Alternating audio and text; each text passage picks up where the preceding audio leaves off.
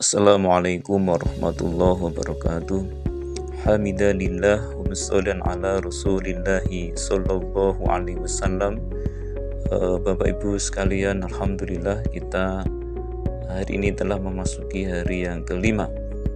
Dan kultum kita kali ini saya melanjutkan kemarin tentang persoalan pendidikan. Yang kali ini kita akan mengkaji mungkin secara berurutan, meskipun tidak detail, dari kitab Syekh Zarnuji yang judul aslinya Ta'lim al-Muta'allimi Thariqat Ta'allumi. Kitab ini cukup populer di kalangan santri dan kitab ini banyak dikaji sebelum para santri mengkaji kitab-kitab yang lain.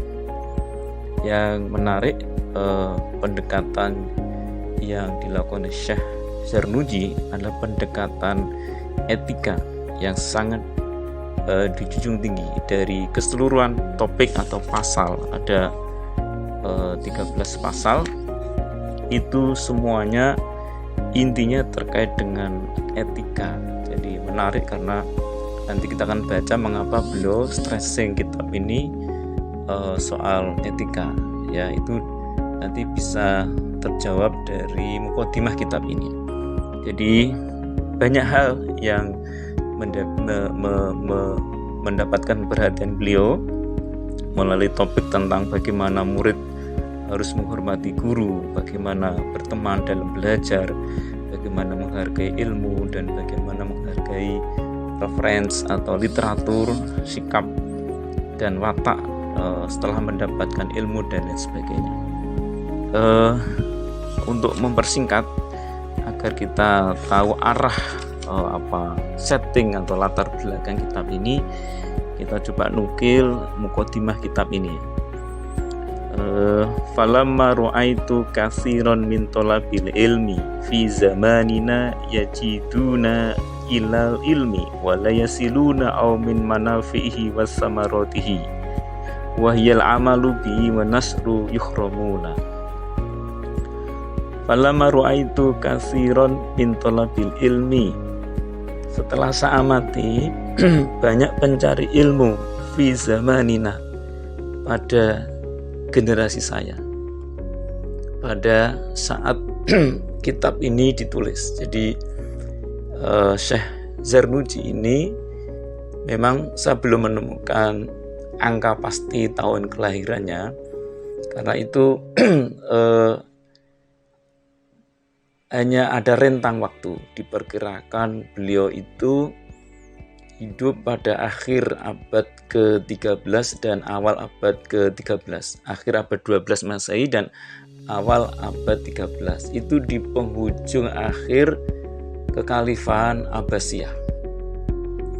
Dan memang kita dapati sekarang beliau karya yang tersisa adalah Ta'lim Muta'allim ini, tapi diperkirakan beliau punya karya-karya kitab yang lain, karena di dalam kitab ini juga disebutkan karyanya tapi tidak kita temukan.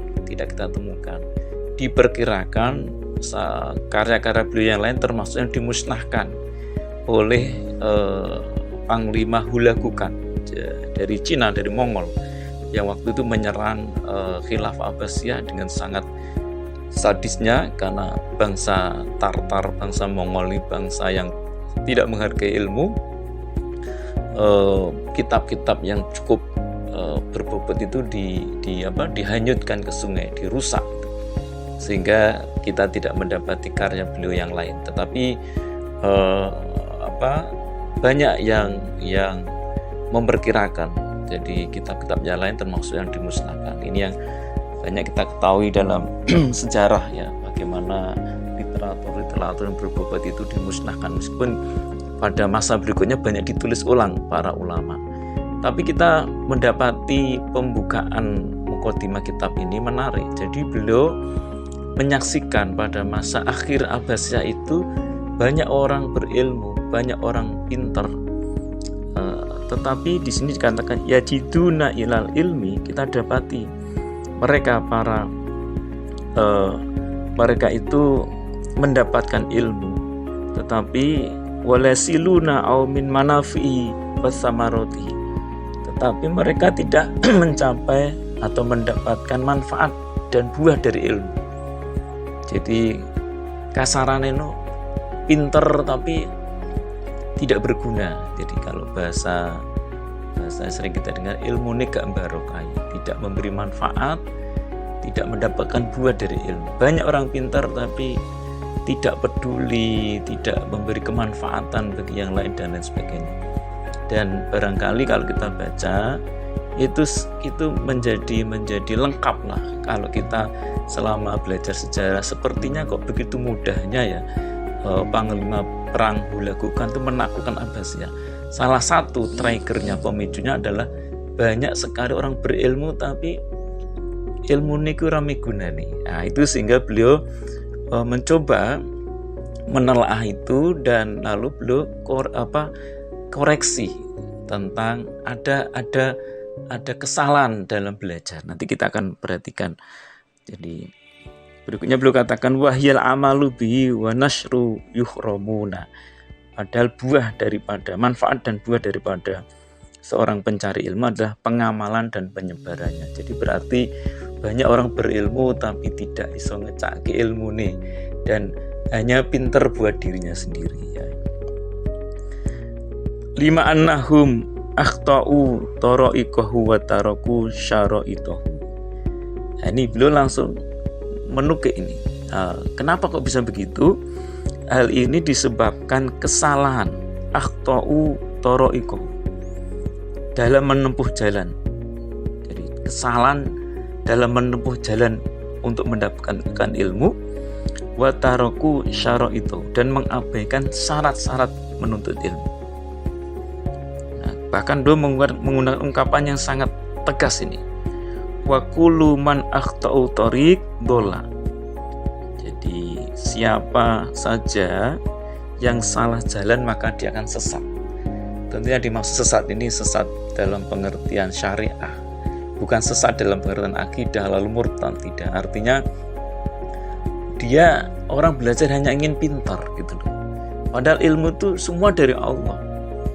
Kalau dia hanya ingin pintar, bisa ia pintar, tapi dia tidak mendapatkan, bahasa beliau itu, manfaat dan buah dari ilmunya tadi ya, sehingga belum melihat dari sisi yang lain, bahwa masalahnya adalah para pelajar pada saat itu tidak menggunakan jalan dan syarat-syarat bagaimana pencari ilmu yang benar, sehingga beliau sehingga para pencari ilmu itu, maksud saya, berada di jalan yang salah. Wala yanalul maqsudah qala aw ajal. Kalau jalannya salah, ya dia tidak akan mendapatkan tujuannya. Qala aw ajal, sedikit maupun banyak. Jadi sekali lagi dari muqaddimah ini kita bisa tahu dari topik-topik yang disampaikan beliau yang ada sekitar ada 14 pasal, 13 maksud saya. Itu semua berkaitan dengan etika. Sehingga beliau ingin beliau melihat bahwa seorang muslim belajar itu orang mau pinter itu, tapi pinter iki kanggo apa? Sehingga beliau katakan bisa bermanfaat dan mendapatkan buahnya.